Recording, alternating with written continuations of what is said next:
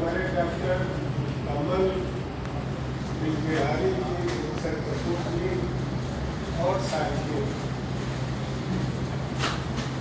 मैं ये महसूस करता हूँ, मुझे मालूम था बंधु जी विजय जी यात्रा पर है,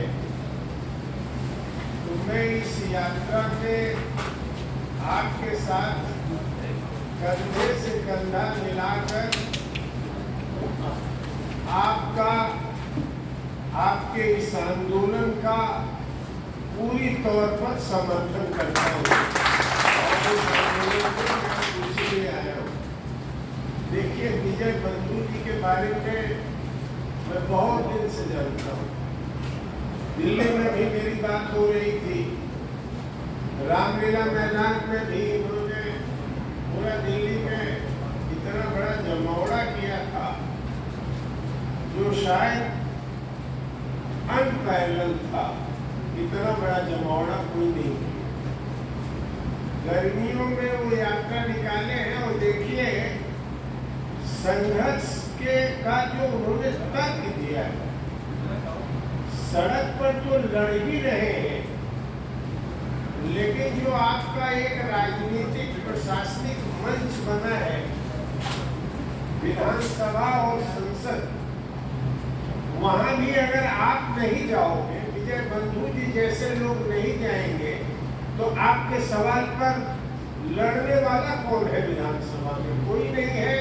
इसलिए मैं चाहता हूं और अपनी तरफ से कहता हूं कि विजय बंधु जी विधानसभा का जो ग्रेजुएट कॉन्स्टिट्यूएंसी से लड़ रहे हैं, आपसे अपील करने आया हूं कि आप भरपूर मत देकर भी उनको जिताइए, जैसे सड़क पर संघर्ष। एक दो बात मैं आपसे कहना चाहता हूं, आप एक बात गौर करो। बात ये होती है कि हमारे पास फंड नहीं, तनख्वाह हमारा पूरा बजट तनख्वाह में चला जाता है।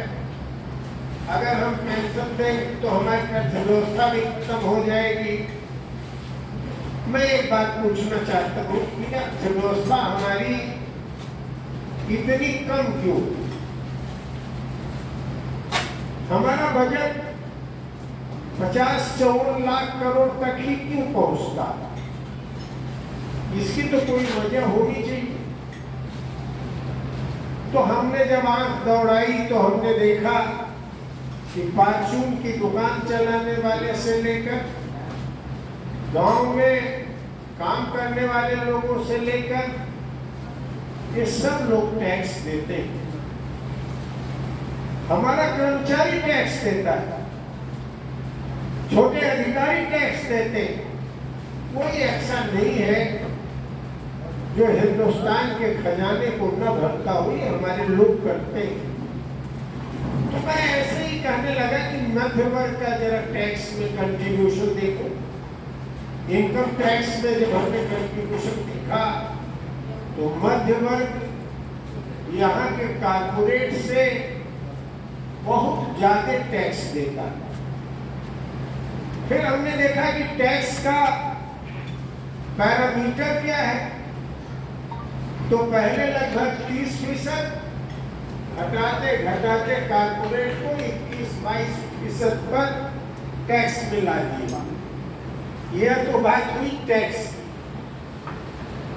यह टैक्स अब आप अगर देखिए दुनिया में, ये किसी समाजवादी के लिए, किसी पूंजीवादी के लिए, किसी वामपंथी के लिए, किसी मध्यमार्गी के लिए ये बहस का विषय नहीं। दुनिया में ये महसूस हो रहा है कि अगर आप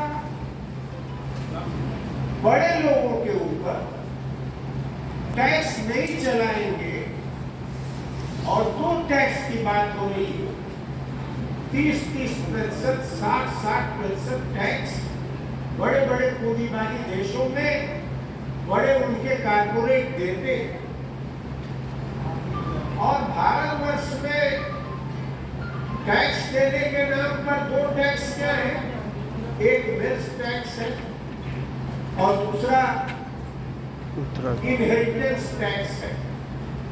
मरने के बाद जो संपत्ति जाती है और जो अपनी जिंदगी में वेल्थ टैक्स कमाते, मैंने ये देखा कि क्या वेल्थ टैक्स अगर दे दिया जाए या अगर इनहेरिटेंस टैक्स दे दिया जाए तो उनकी पूंजी कम हो जाएगी। हमने देखा यह जो पूंजी है, यह पूंजी और तकनीक से इन्होंने नहीं कमाया है। इन्होंने झांसा से, स्टॉक मार्केट से, शेयर बाजार से इन्होंने ये पैसा कमाया है। और यही वजह है कि कोविड पीरियड में जब आप परेशान थे, लॉकआउट में जब आप परेशान थे, उस समय का अगर पूंजी का विकास देखिए तो सब लोग घाटे में जा रहे थे। हिंदुस्तान का भी कारपोरेट मुनाफा प्रतिशत उसका बढ़ गया। जब आपका मुनाफा प्रतिशत बढ़ रहा है तो भाई अगर आप 2% आप केवल वेल्थ टैक्स दे दो, संपत्ति कर दे दो, मैं दावे के साथ कहता हूं, अन्य जो आपने काला धन बनाया है उस पर अगर रोक लगा दिया जाए तो ये जो 54 लाख करोड़ का बजट है 100 लाख करोड़ से ज्यादा हो जाएगा। और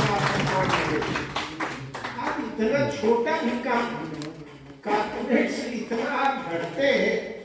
मोदी जी का 56 इंच भी यहाँ नहीं दिखता है। इतना डरने वाली सरकार आपकी क्यों है? हमने विपक्ष के भी लोगों से कहा कि भाई कम से कम इन प्रश्नों पर आप लोगों को कोई बात उठानी चाहिए। तो आप अगर मेरा आपसे कहना है तो मैं आपके इस तर्क के साथ विजय बंधु जी के साथ यहाँ आया हूँ और 9 अगस्त से रोजगार, शिक्षा, स्वास्थ्य, ओल्ड पेंशन और जो भूमिहीन है उसको आवासीय जमीन को लेकर एक यात्रा 10 जिलों में नौजवान निकाल रहे हैं। हम उनकी तरफ से भी रोजगार सामाजिक अधिकार अभियान की तरफ से भी आपका समर्थन करते हैं। और 9 अगस्त से जो यात्रा होगी, सितंबर में जो आप कार्यक्रम करेंगे उनसे हम अपील करेंगे कि वे लोग भी आपके कार्यक्रम में शरीक हो। कुछ ही लोग सही वो आपके आंदोलन का समर्थन करें। शिक्षा, स्वास्थ्य, रोजगार और ओल्ड पेंशन के सवाल पर एक बड़ी राजनीतिक ताकत आपकी अगर बन जाती है तो विजय बंधु जी जो बाहर लड़ रहे हैं इसकी गूंज विधानसभा के अंदर भी होगी। इस विश्वास के साथ मैं अपनी बात समाप्त करता हूँ। आप लोगों को धन्यवाद।